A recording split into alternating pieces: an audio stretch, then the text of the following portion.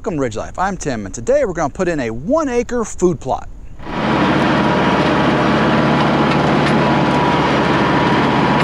We've got a field over an acre in size that we're going to put a food plot in for deer hunting this year. Now we're a little bit behind on the season to get it in, but we're right on the cusp of it, so we should be okay. We're going to do it with limited resources. We don't have a Culti-Packer and a seed drill and all those things. We're going to do it with some of the basic things that a lot of homesteaders and farmers have on their farm. We're going to do it with a tractor that's got a box blade. We're going to do it with a bag seeder, and we're going to do it with a tank sprayer.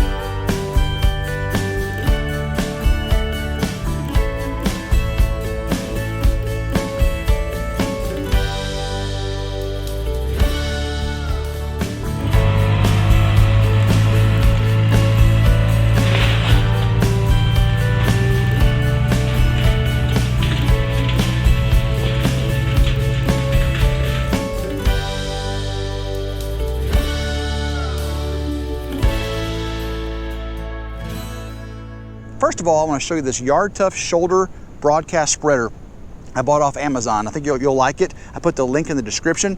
It worked really good for doing this plus acre food plot. Now I know it'd be a lot easier if you had one that was mounted on the back of your ATV or behind your tractor. We didn't have that, but this thing did a great job. It is a canvas bag, has the adjustable strap here, all metal gearing, so it should last you a long time. Adjustable flow control, I'll show you that. And you have a spread chart built into the unit, so you ain't gotta go keep finding the paper that came with it. And it spreads seed, fertilizer, and so much more. You can see this Yard Tough sprayer. Now it holds a lot down inside this bag. It lasted a long time. I only had to fill it a few times to do that full acre. You can see the metal gearing here, all metal gearing, no plastic gearing to break on you. The flow control works really well. You can pull it back and it clicks in place, like right there, and you adjust how much you want by sliding this bar forward, and then when you're done, you just slide that down and it closes the opening up so no seed or fertilizer falls out unexpectedly. Right down here on the bottom is your chart, tells you what you're doing and what setting it needs to be on and spread rate. It's really, really nice.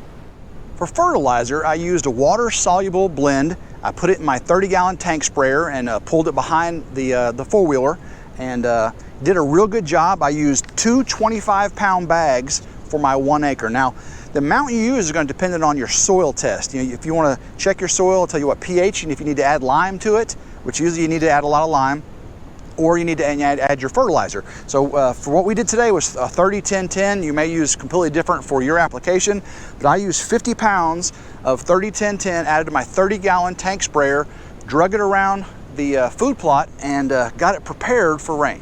For seed this year, I used 2 different types for the food plot. This is a food plot seed, quick stand, no-till forage by Plot Spike Seed. It covers 22,000 square feet. It is tetraploid ryegrass, brassica, and clover. If we look at the back, it shows you the times to plant this. Now we are in this blue region here. We're in West Tennessee. So it's August 1st to October 31st. And we got in here right at the beginning of October. Normally I like to get my food plot in a little bit before that for our November deer season. Of course, we also do bow hunt. So we're hunting out here in September and October as well. But we are at the beginning of October, so we're in the range for this product, and we got it in, and it's going to work out really great for us. The second seed we planted was this Biologic deer plot. This is 45 pounds, and it does 1 acre on its own. So we had 1 acre and 22,000 square feet of seed, and now we did just over an acre, so that's going to be just about right for us. Now the Biologic food plot here is mostly wheat, oats, rapeseed, and radish. Now that's going to be mixed in with our clover and our brassica. It's going to be a really good fall cold weather mix for our deer hunting this year. Now for the amount of fertilizer you use, here it says 400 pounds of Biologic pH fertilizer or 300 pounds of 13-13-3 per acre. Now we only put in 50 pounds, of our fertilizer, or liquid fertilizer. So now one thing about our field we put this in, last year this was a small growth clear cut. So it had been clear cut, 9-10 years ago, and we had trees this big around, smaller and bigger, growing up in this field. And we had a forestry mulcher come in and mulch all that down, forestry grinder, grind all that down, and you can see on the video today in the center of that field, it is black. All that mulch has turned into really good compost, and we mixed it around the field, so we got built-in fertilizer right there in our field. Now to plant this seed, it says the best plant is 1/4 to 1/2 inch deep for best germination. And we used our box blade to prepare the field for planting, and what we did was we tilted the box blade forward and lowered our tines all the way down to act as a plow. Normally we have these up when we're just using our box blade. So having the tines all the way down really allowed us to use our box blade as a plow to plow up that first inch or two and turn over that soil. And you can see in the video, we turned it over really nicely, went around it, round and round, then we crisscrossed, and we got a good turnover of the soil and loosened it up really nicely before we had that seed to soil germination point. We got our first rain since planting our food plot here, and let's go have a check and see if we can see any germination. It's probably not, just got the rain, but it looks like it's going to do really good for us. I'm very happy with the amount of rain we had in a relationship to when we planted. So let's see if we have any sprouts coming up. We planted this field several days ago, and we got our rain, and we should start seeing a little bit of sprouting coming up.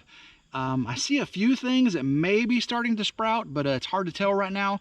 We'll check back later. Hopefully we'll come out and give you some live tours of the property here pretty soon on RidgeLife. But right now it looks like we're just going to give it a little time and let this food plot grow. Well, hope everyone enjoyed watching us put our late season food plot in this year.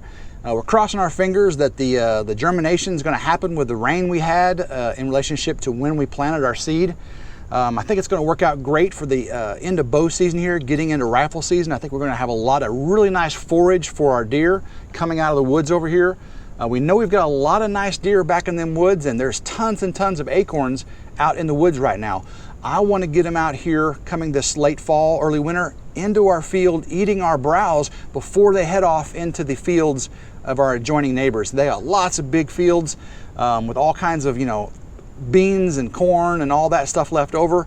But we'd like them staging up in here before they go over there. That'd be really nice for us to feel safe and comfortable and have this big field here, maybe they'd even just call this home, and the big guys would come for all the does. We'll just never know what deer do, but we're getting some nice bucks on our trail cams if you watch those, and we know we have the doe here. Having the doe is going to bring the bucks when it comes rut time. So we don't take all of our does, but we do take a lot because we get a lot of does here on the ridge. So we want to keep our doe level, our population under control, and make sure we have a little bit of opportunity to get some of those big bucks. Of course, we're not horn hunters here, antler hunters on the ridge. It's nice to manage your bucks, but we're not gonna not get a deer during deer season because it didn't have big enough antlers. That's a little egotistical to me to manage your whole deer population based on the size of the antlers.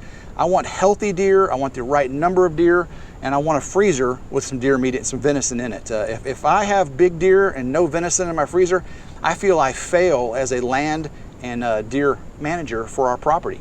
I want to keep a full freezer, and I don't want to shoot all the little spike bucks. I don't want to do all that. I don't want to shoot all the does out, so there's no reason for bucks not to come here. But I do want to have venison in the freezer and feed our family with it. So, an oblong, fork buck comes out, we're going to take him. If you got a nice 6 or 8 point that looks like it may be a little bit better next year, we'll take the 4 point before then that has the wonky antlers. It's not about antlers for sure. It's not just brown, it's down. It's kind of a mix between those two to really manage, in my opinion, manage your property effectively. So again, we're not big game hunters here where we're trying to get, Pope and Young and Boone and Crockett trophies on our wall, but if we get one, that's nice. Because, we only have less than 40 acres here, so we're not going to keep deer here on our property. If I let that nice 12 point, walk because he can be a giant deer next year, he's not going to be here. Our neighbors are going to take him out.